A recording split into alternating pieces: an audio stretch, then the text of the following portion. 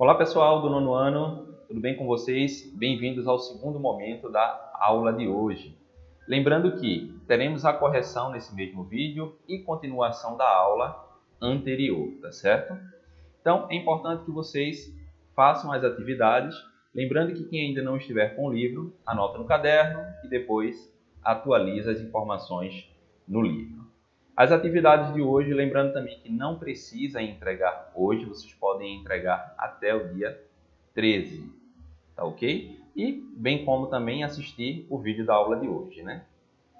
Dessa correção. Também não precisa assistir esse vídeo hoje, pode assistir amanhã também, ou aproveitar o feriado que vai vir na próxima segunda-feira, aula de vocês, e aí vocês assistem esse vídeo, tá ok? Lembrando aí que continuamos na página 10, 11 e 12. E é importante fazer a leitura dessas páginas para esse assunto. Por mais que ele já seja do conhecimento de vocês alguns aspectos, surgiram aí, acredito que informações novas sobre esse assunto e vocês precisam ter elas em mente, tá certo? Bem, então vamos aí ao primeiro ponto da aula de hoje, que é justamente uma questão para a gente responder.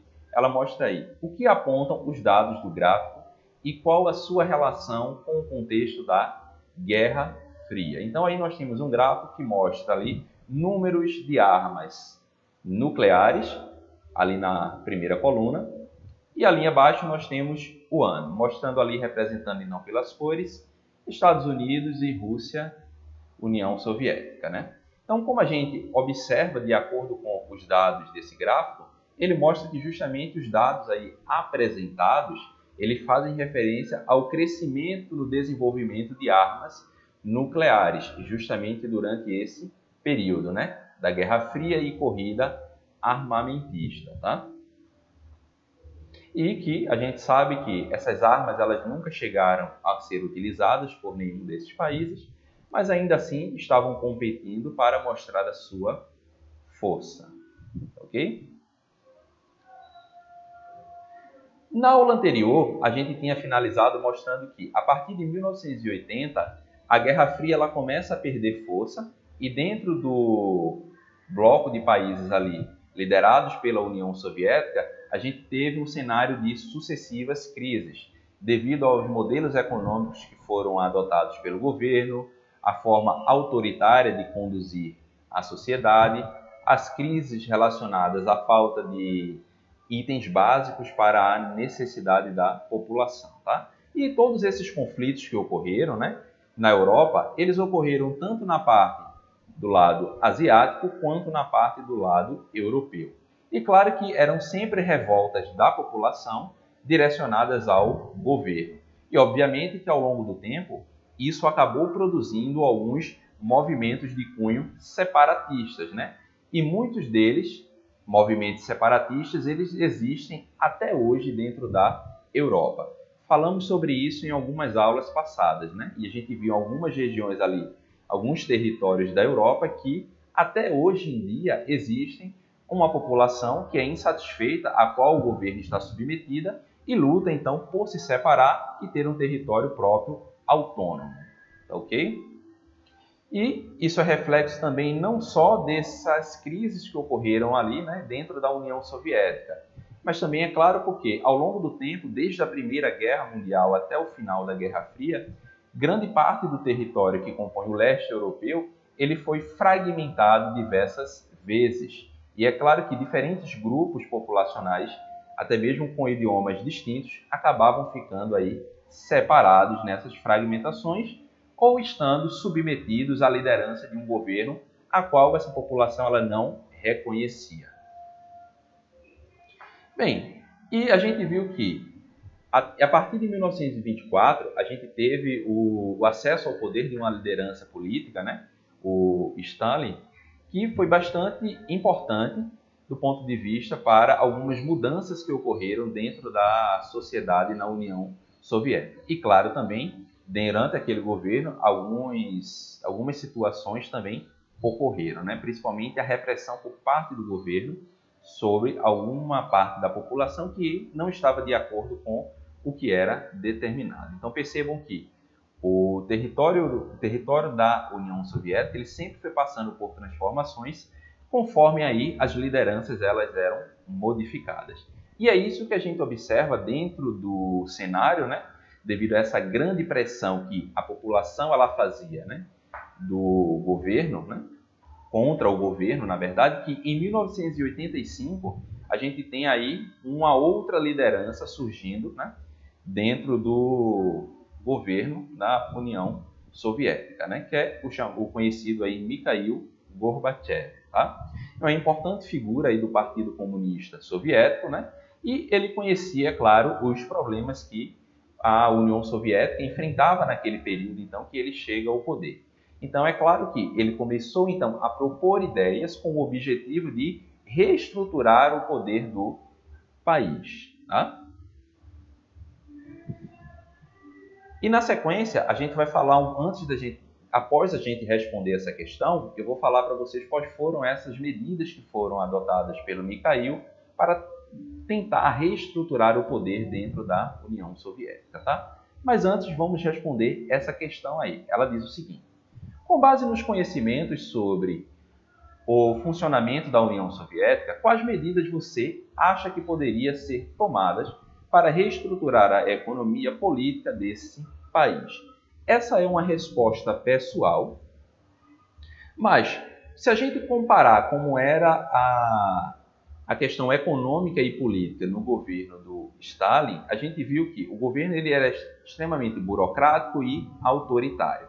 A economia ela era fechada e só tinham investimentos reais na chamada indústria de base. A população ela sofria pela ausência de itens básicos para o consumo das mais diferentes necessidades. Então, só dessa forma, a gente já começa a entender para responder essa questão aí que era necessário, então, que o governo ele adotasse algumas medidas que permitissem o desenvolvimento de itens necessários para a população, fosse um governo que repreendesse menos, né, a sua população, dando mais liberdade, principalmente de circulação para a população, e, claro, também permitir aí alguns investimentos, até mesmo, possivelmente, investimentos estrangeiros.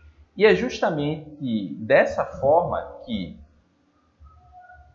os planos que foram adotados, né, pelo Mikhail Gorbachev para reestruturar o poder estavam baseados justamente nisso, né, nessa abertura do comércio e de liberdade para a população. Então, observem aí que, entre as medidas tomadas por Gorbachev para a reestruturação da União Soviética, duas delas destacaram-se na esfera política, né, que foi a chamada Glasnost e a Perestroika, né? A Glasnost nada mais foi do que uma medida aí para proporcionar mais espaço para a participação popular no governo. Então, era uma tentativa do governo de se aproximar mais da população, já que anteriormente a população ela era extremamente repreendida, tendo aí, né, também até privado o seu direito de ir e vir. Já a medida conhecida como perestroika, né? Antes de falar sobre a perestroika, a gente teve também a introdução do multipartidarismo dentro do governo, né, soviético, que até então a gente só tinha um único governo. Então percebam que as mudanças políticas, né, dentro da organização da União Soviética, ela já era já muito forte, tá? Então já existia aí uma tentativa de modificação. A perestroika, como vocês estão vendo, refere-se aí a uma medida adotada para uma mudança na política econômica que era adotada, como, por exemplo, a abertura da economia, possibilitando a entrada de investimentos e capitais estrangeiros e até mesmo de empresas, né? Programas de privatização. Então, enquanto lá no governo de Stalin a gente tinha o Estado como controlador de tudo, aqui no governo do Mikhail Gorbachev a gente já tinha essa tendência de privatizações, que era justamente a concessão de empresas que antes eram administradas pelo governo, passando para a iniciativa privada. E aí, um pequeno glossário para que vocês entendam aí esses termos que estão apresentados aí, né? A privatização, que nada mais é do que a venda de uma estrutura, né, para a iniciativa privada. A Glasnost, que foi uma das medidas adotadas ligadas aí à questão política e social, né, que significa aí transparência política, uma força de ação implantadora, tá? E a perestroika, a palavra que significa reconstrução, né? E recebeu a conotação de reestruturação econômica a partir daquelas medidas que foram adotadas. A abertura econômica e a privatização de empresas. Então, na geopolítica da Guerra Fria, as relações internacionais também tomaram outros contornos, né? Essas imagens elas são bastante interessantes aí para esse período, né? Principalmente do governo do Mikhail Gorbachev. A gente tem ali o encontro dele com o atual presidente na época dos Estados Unidos, tá? E em 31 de janeiro de 1990, né? 5.000 pessoas se enfileiraram para a inauguração da primeira loja de fast food em Moscou. Então, esse é um exemplo claro aí que a gente tem de que a globalização, finalmente, ela adentrou no território da União Soviética, de que o capitalismo chegava dentro do território da União Soviética, né? Uma marca global, como a McDonald's, uma empresa transnacional aí, inserida e símbolo, né, do consumo e do capitalismo norte-americano, entrando aí em território soviético. Tá? Então percebam que as mudanças elas foram bastante expressivas em relação ao período do governo ali liderado pelo Stalin. Né? Questão aí na página 12, para a gente responder, vamos lá? Ela diz o seguinte, ó, leia a legenda da foto, consulte o gráfico na página 11 e responda qual o significado geopolítico dessa imagem para o mundo. Então, lá no gráfico que a gente viu, na primeira questão, a gente tinha ali um aumento da produção de armas nucleares entre ambos os países, principalmente pela União Soviética. Posteriormente, né, a gente tem aí uma imagem que a gente viu anteriormente, mostrando o encontro dos líderes soviético e norte-americano e a instalação de uma empresa norte-americana, símbolo do consumo e do capitalismo norte-americano, entrando em território soviético, tá? Se instalando lá. Então, a gente tem aí uma abertura realmente comercial e expansão do capitalismo e das empresas transnacionais em toda aquela região que a gente conhece como leste europeu.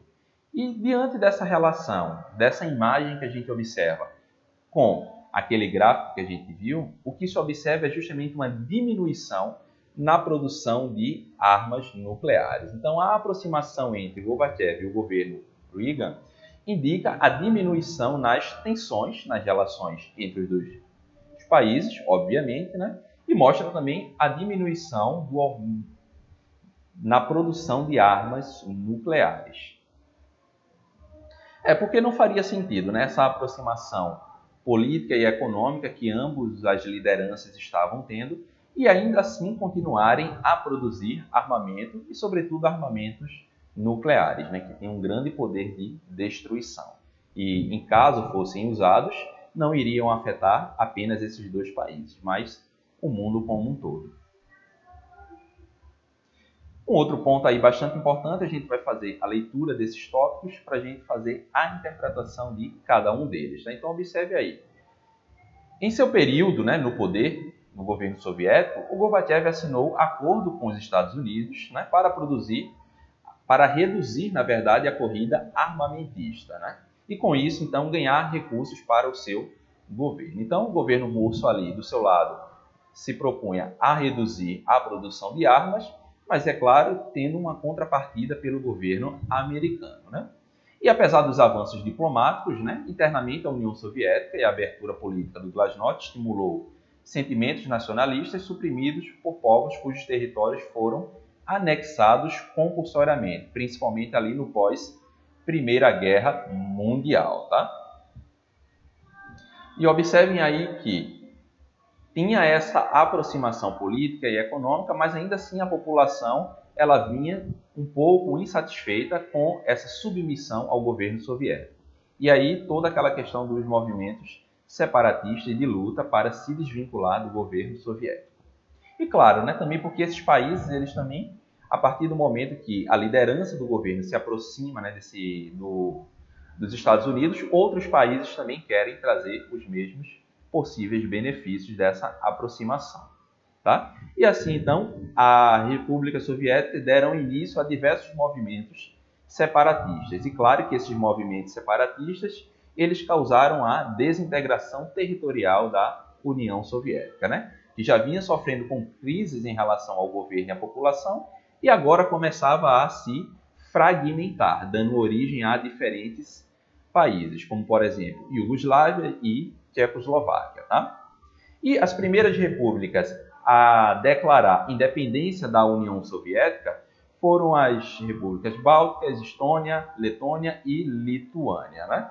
Que desde dezembro de 1991, sob o governo de Boris Yeltsin, a União Soviética era oficialmente, então, desmembrada. Então, a gente tem um grupo aí que, durante muito tempo, funcionou como a principal liderança ali naquela região do leste europeu e que influenciou diferentes países, aumentou seu território de forma significativa e muitas dessas ocupações ocorreram de forma compulsória, tá? E adotou políticas econômicas e sociais que acabavam gerando a insatisfação popular e, consequentemente, movimentos de pressão contra o governo e, com o tempo, acabou aí abrindo seu mercado para o capital estrangeiro, chegando aí ao ano de 1991, né, marcado por diversos conflitos de movimentos separatistas. Então, nós temos, então, a total desintegração da União Soviética. Bem, pessoal, essas foram as considerações da correção e continuação da aula do assunto anterior. E, mais uma vez, eu volto a lembrar a importância de vocês lerem página 10, 11 e 12. Tá? Sei que muita parte desse conteúdo que envolve Segunda Guerra Mundial e Guerra Fria e essa disputa geopolítica entre Estados Unidos e União Soviética, vocês já sabem disso, tá? Mas acredito que, com certeza, surgiram algumas informações novas que vocês precisam ler um pouco mais sobre elas. E qualquer dúvida sobre o assunto, falem comigo lá no Instagram. Tá certo? Então, tchau para vocês e até a próxima.